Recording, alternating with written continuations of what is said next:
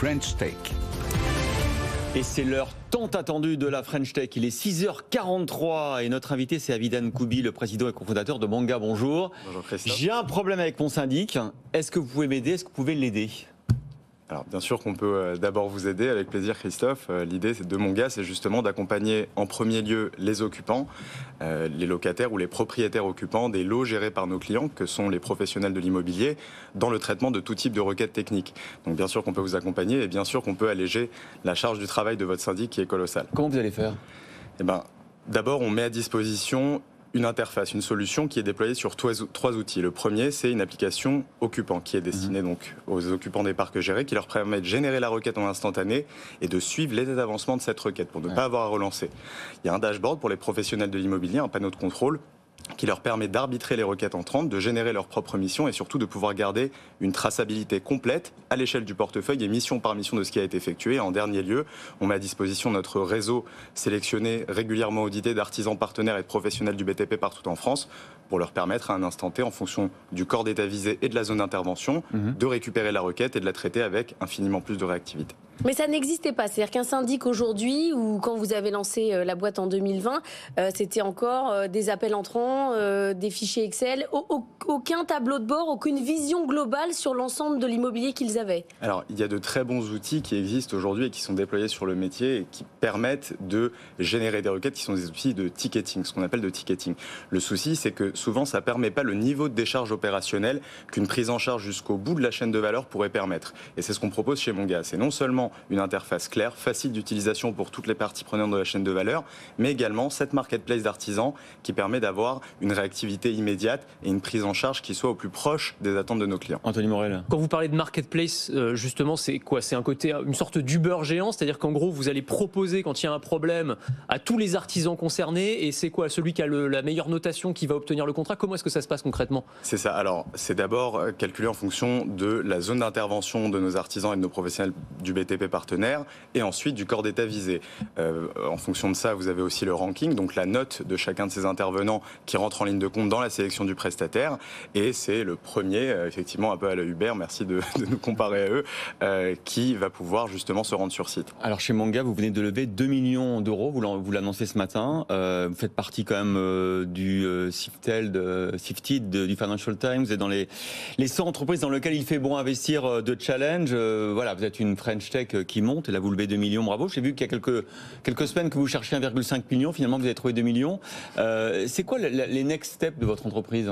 Alors déjà, cette levée de fonds a la vocation à ouvrir le capital à nos partenaires historiques. Ouais. On fait rentrer un fonds de venture capital qui s'appelle Axeléo, qui est notre lead investor sur le sujet, et des groupes familiaux comme le groupe Duval, qui est le premier groupe privé d'immobilier français. Ouais. L'idée, c'est de consolider nos liens avec nos clients historiques, que sont notamment le groupe Duval, et de permettre en fait un déploiement à grande échelle. Ça ne vous freine pas le développement d'avoir un de vos clients qui est actionnaire? Parce que j'ai vu que vous avez aussi Airbnb, Nexity, ça ne va pas les gêner? Alors, ils ne sont pas actionnaires pour le coup. Non, mais ils sont clients. Ils sont clients, absolument. Non, l'idée, c'est une problématique qui se retrouve à l'échelle globale. D'abord, en France, évidemment, et sur tous les corps de métiers professionnels de l'immobilier, donc les administrateurs de biens, gestionnaires syndics, jusqu'aux investisseurs privés, family office, fonds d'investissement et institutionnels. Donc, c'est une problématique qui est extrêmement épidermique, peut-être la plus épidermique du secteur. Et bien la résoudre, c'est participer de la bonne valorisation de ces actifs. Donc, c'est une Mais il pourrait vous engloutir, du coup. Il pourrait vous engloutir et dire, groupe Duval, vous êtes, nous, on propose chez Duval cette solution-là. C'est une valeur ajoutée de dire ici, le syndic répond. Alors, tout à fait. Alors, en l'occurrence, c'est un peu particulier pour Duval parce qu'ils gèrent des actifs détenus en propre. Donc, c'est une solution qu'ils déploient sur leur propre parc en réalité.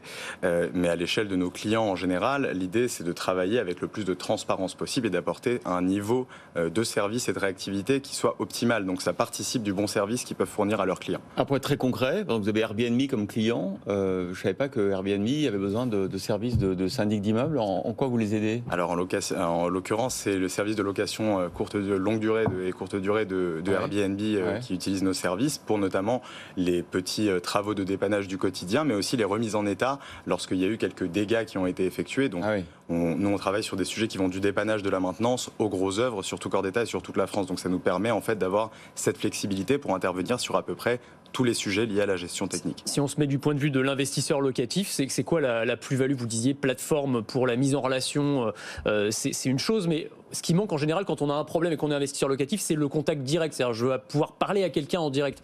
Le fait d'avoir une plateforme, c'est vraiment une valeur ajoutée ou finalement c'est pas un défaut?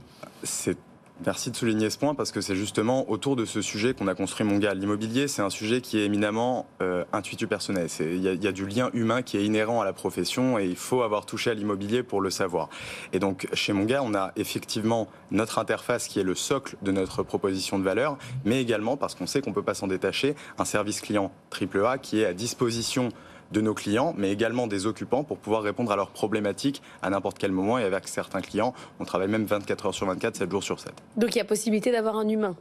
Alors, c'est pas possibilité, c'est justement l'obligation chez nous d'avoir quelqu'un qui soit toujours disponible pour répondre aux contraintes, aux interrogations des occupants ou de nos clients professionnels de l'immobilier. Anthony Morel parlait d'Uber de l'immobilier. Vous avez 3500 professionnels du BTP qui, d'une manière ou d'une autre, travaillent avec Monga.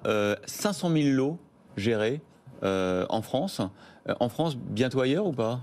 Écoutez, on l'espère. En tout cas, on est en train de travailler sur quelques cas d'usage dans les pays frontaliers pour s'éviter déjà la barrière de la langue. Donc on a quelques sujets en lancement en Belgique, au Luxembourg et en Suisse dans les mois qui viennent. Comment est-ce que tout ça s'articule avec on parle beaucoup de BIM en ce moment là, dans l'immobilier, Building Intelligent Modeling, donc la maquette numérique qui va permettre notamment de faire de la maintenance prédictive, etc. Absolument. Comment ça peut s'articuler avec votre activité? On imagine que là, pour le coup, ça peut être une vraie plus-value aussi. Absolument. L'idée, c'est vraiment, quand on a conçu Monga, d'avoir ces interfaces qui s'adressent à tout, comme je le disais tout à l'heure, à tous les players de la chaîne de valeur pour pouvoir avoir sur un même sujet 3 points de vue différents, donc le point de vue de l'occupant, le point de vue du professionnel de l'immobilier, le point de vue de l'artisan aussi, pour agréger le plus de données possible autour de ces sujets. L'agrégation et le retraitement de ces sujets, justement, participent, comme vous le dites très justement, de la mise en place de process d'amélioration continue et de maintenance prédictive des actifs, ce qui conduit in fine à une meilleure valorisation de ces actifs.